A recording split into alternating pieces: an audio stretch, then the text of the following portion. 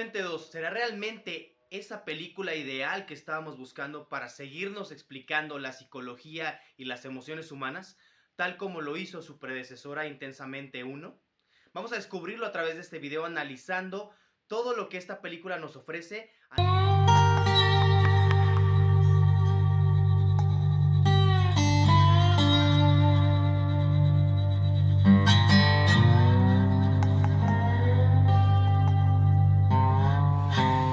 Para poder entender la importancia de esta película de la que vamos a hablar, Intensamente 2, tenemos que remontarnos unos años atrás cuando salió su predecesora, la primera entrega, que fue la primera película de Intensamente.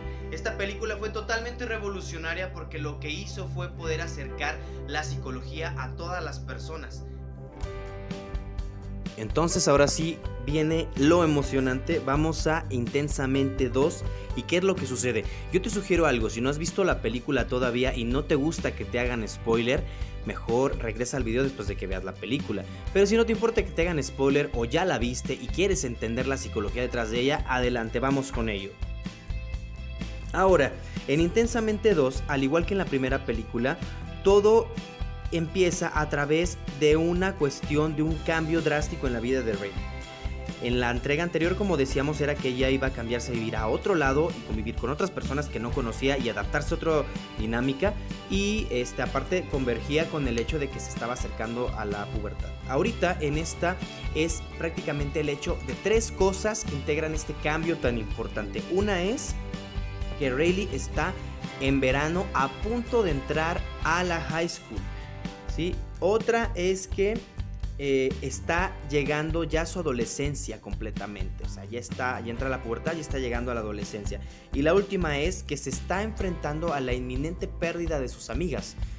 Pérdida, se escucha muy drástico, pero se refiere a que descubre que sus amigas no van a estar en la misma escuela que ella cuando entren a la high school, lo cual eso es un gran problema para ella.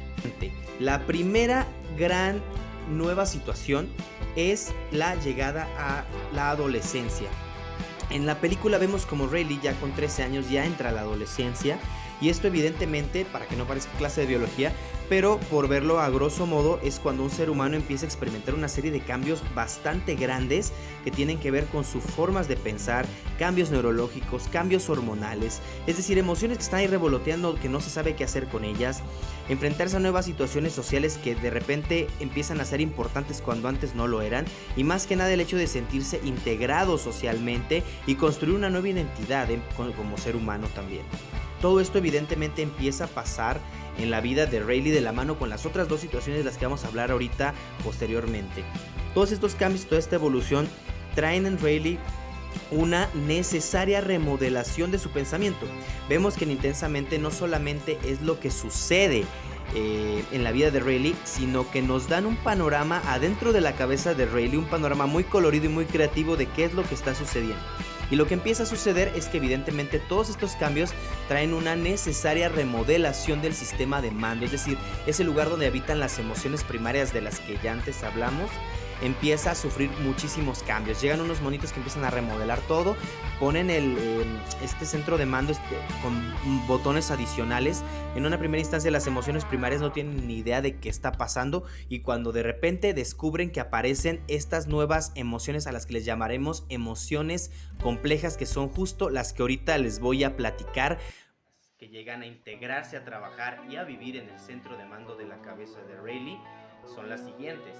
Uno es el grandulón llamado Vergüenza. Este personaje bastante curioso que siempre tiene la capuchita puesta, siempre está penoso y casi prácticamente no habla. La función que tiene sobre Riley es poder cuidarla a través de las cuestiones que la ponen en un riesgo de sufrir alguna humillación social, por así decirlo. Otra viene siendo aburrimiento o ennui. Aburrimiento es esta como indiferente y aburrida persona que se encuentra siempre como en una poca disposición. Tiene esta función con Riley de poder tener cierto tipo de contestaciones que también le ayudan a integrarse de cierta forma socialmente, aunque si estuviera en exceso le haría ser una persona muy apartada. Tenemos a Envidia, que es este pequeño personaje azulito de grandes ojos, la cual es una emoción que surge constantemente ya en la vida de Riley, ahora que es una adolescente. dicen, el saber cómo manejar bien su función y equilibrarse podrá definir qué tan funcional será Rayleigh en el futuro.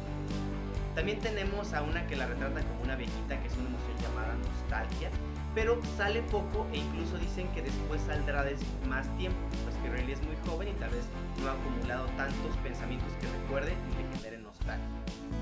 Y por último tenemos a ansiedad, una emoción bastante compleja que en un grado elevado suele hacer muy disfuncional la vida de las personas. Y en la película Intensamente, Ansiedad muy aterrizadamente comenta cuál es su función importante en la vida de Rayleigh, la cual es siempre estar pensando en escenarios que no han sucedido para poder construir soluciones a lo que no ha pasado y poder ayudar a Rayleigh a sobrevivir socialmente, familiarmente y en general. Esa es su función. Pero claro, como todas las emociones, en especial una tan compleja como la ansiedad, si está en una gran cantidad puede terminar haciendo a Rayleigh que actúe como una persona robótica que solamente está preocupada constantemente por escenarios que no han sucedido. Algo realmente muy irónico de la aparición y la llegada de estas nuevas emociones que le llamamos emociones complejas, las que les acabo de comentar, es que llegan y hacen más compleja la capacidad de Rayleigh de manejarse y gestionarse emocionalmente, porque son nuevas emociones para ella, pero al mismo tiempo esas mismas emociones son la respuesta a poder manejar otras situaciones sociales para las cuales Rayleigh no estaba todavía preparada. Teóricamente se supone que las emociones primarias y las complejas deberían trabajar de la mano para que eso sucediera, pero como cualquier cambio en la vida, cualquier necesidad de evolución, hay primero una complejitud y un caos para que se llegue a eso. Entonces, en estas emociones nuevas que llegan, es obvio que vemos que ansiedad es la emoción más dominante, lo cual es bastante interesante que lo retraten así en la película, porque eso es lo que sucede. La ansiedad es una emoción que pretende controlar todo lo que está a su alrededor, lo cual es obviamente algo imposible. Y en su necesidad de control, todas las demás emociones nuevas que llegaron le delegan esa responsabilidad y, como quien dice, la dejan ser. Al cabo de un tiempo, eso empieza a lograr que las emociones primarias choquen con esa forma de trabajar. Empieza a haber una falta de entendimiento cuando debería haber una complementariedad para actuar por el bien de Rayleigh, y esto va a traer muchas consecuencias, como lo veremos ahorita también.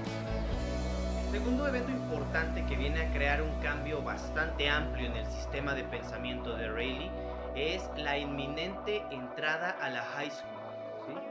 Esto es obvio debido a que es un cambio bastante grande en muchos ámbitos. Es cuando los chicos ya están entrando en la plena adolescencia, es cuando hay esa necesidad muy grande por encajar en un grupo o en varios grupos sociales, donde tiene la necesidad del ser humano de seguirse creando ya una identidad con la que luego va a seguir avanzando en la vida, de qué le gusta, de en qué es bueno o buena, qué sabe hacer bien o no, y cuál es su cercanía que tiene con las otras personas, qué nivel de relaciones sociales puede tener y cómo eso puede determinar su éxito en la vida. Por lo tanto, este cambio tan grande, sumado al anterior, hace que Rayleigh sufra una enorme nueva remodelación dentro de todo lo que es, primero, el centro de mando, porque hasta llegan estos monitos así como a poder hacer toda esta remodelación física del centro de mando, y luego aparecen estas nuevas emociones que son de las que ya les hablé antes, que son las que les llamaremos emociones complejas.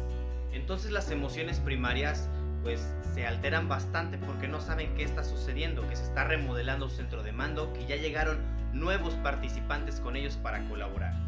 La cuestión es que estos nuevos participantes, estas que llamamos emociones complejas, son totalmente necesarias, porque empezamos a ver que hay otras situaciones nuevas en la vida de Rayleigh donde tiene que saber cómo resolver socialmente sus situaciones, que le van a llevar a algo mejor o algo mucho más complicado.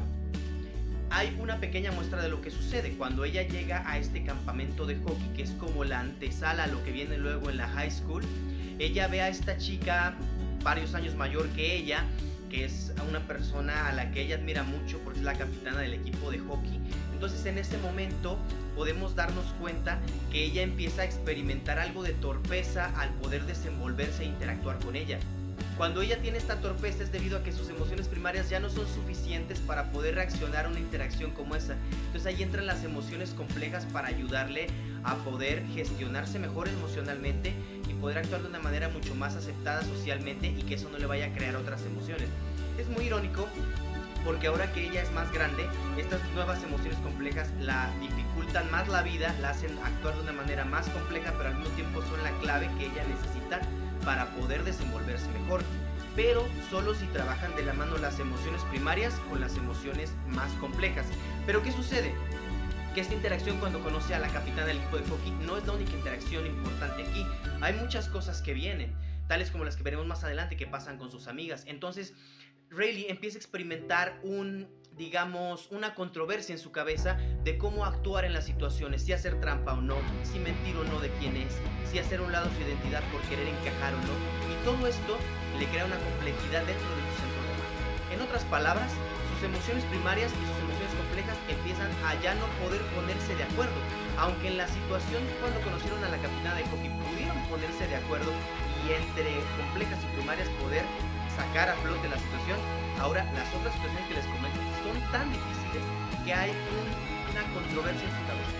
Entonces, ansiedad, que es una emoción muy dominante, logra hacer que vergüenza y las otras emociones complejas logren llevarse y desterrar del centro de mando a las emociones primarias, y cuando las destierra arranca también este pequeño adornito tan bello que es la identidad que Rayleigh había venido construyendo desde su niñez. La rompe y la manda con el tubo ese que había inventado Alegría, la desterra hasta lo más lejano del pensamiento de Rayleigh, y también destierran a las emociones primarias, que empiezan a emprender un viaje por recuperar esa identidad de Rayleigh, que vamos a ver al final que no va a ser suficiente esa identidad, sino que hay que conformar una nueva.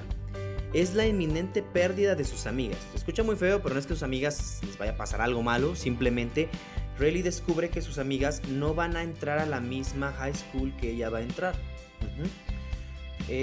Cuando acabe el verano y acabe el campamento de hockey, ellas se van a ir a una escuela diferente, lo cual a Rayleigh le trae un problema emocional bastante fuerte que la lleva hasta el llanto, ya que como adolescente que es, con los cambios que está teniendo, con las expectativas de que tiene, y aparte son sus compañeras de su equipo de hockey, el hecho de imaginarse en un panorama en el cual entre una nueva escuela con nuevas personas y no tener su zona segura con sus amigas, la hace sentirse muy preocupada y muy amenazada, evidentemente por la situación. Esta situación lo que crea en Rayleigh es una gran inseguridad por lo que no ha sucedido, y ahí es justamente como lo están pensando acertadamente, ahí entra ansiedad, que es esta emoción compleja que tiene que ver con el miedo a lo que no ha sucedido y el pretender controlar todo lo que está sucediendo o lo que podría suceder también.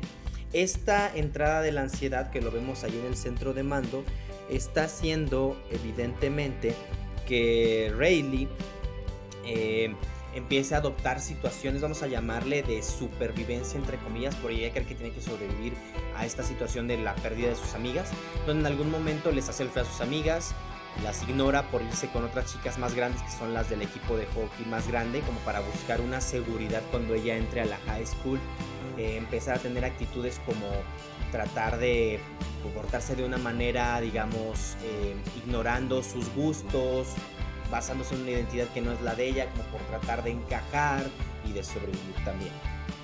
Ahora, otro punto importante aquí es el concepto del sistema de creencias. Aquí en la película nos retratan de una manera visualmente muy interesante, donde es como en el núcleo del pensamiento de Rayleigh, a través de estas esferitas que son los recuerdos, las vivencias, estas van creando unos hilos de luz, los cuales van construyendo hacia arriba en el centro de mando como una especie de adornito muy bonito, como de cristal parece, el cual es la identidad de Rayleigh. Esta se va construyendo desde que Rayleigh está pequeñita, y los que van encargándose de construirlo primero pues son las emociones primarias, ¿no? Principalmente Alegría, que es la que va integrándolo de esta forma. Pero ese sistema de creencias pues obviamente tiene que evolucionar como el de cualquier ser humano para adaptarse a las circunstancias que vienen, porque no es lo mismo adaptarse a una vida en la niñez que en la adolescencia o que en la misma adultez también. Ahora les explico este sistema de creencias por lo que les voy a comentar ahorita. Lo siguiente: Alegría y ansiedad son las protagonistas, las antagonistas, o quién es la mala y quién es la buena.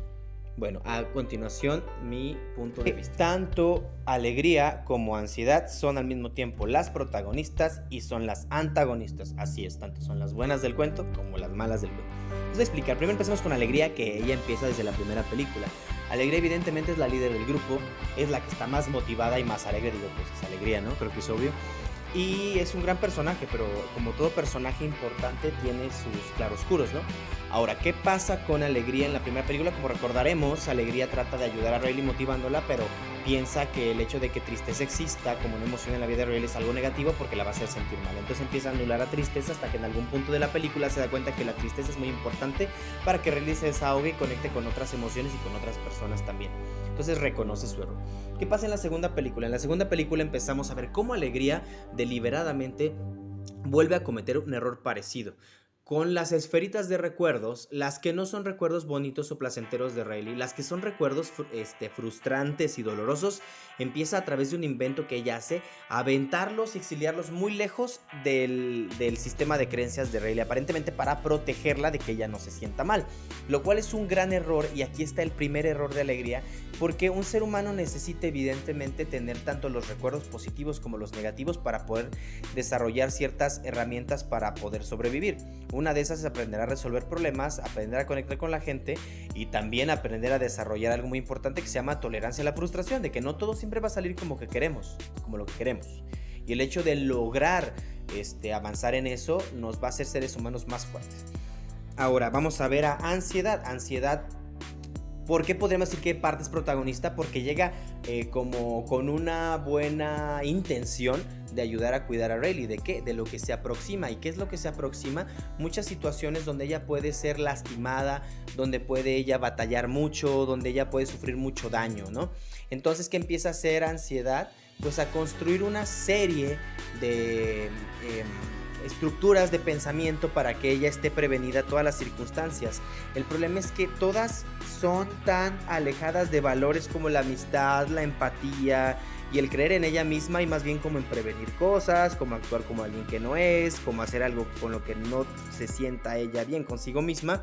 Entonces ella es la que, cuando destierran ya a todas las emociones primarias, ella toma el lugar de Alegría y ahora empieza a llenar con las esferitas de puros recuerdos donde Riley actuó de una manera, digamos, mentirosa, de una manera evasiva, de una manera donde no escuchó sus verdaderas necesidades emocionales, y ahora se empieza a crear un nuevo adornito a esta identidad de Riley, que ahora es una identidad basada como en la inseguridad, ¿no?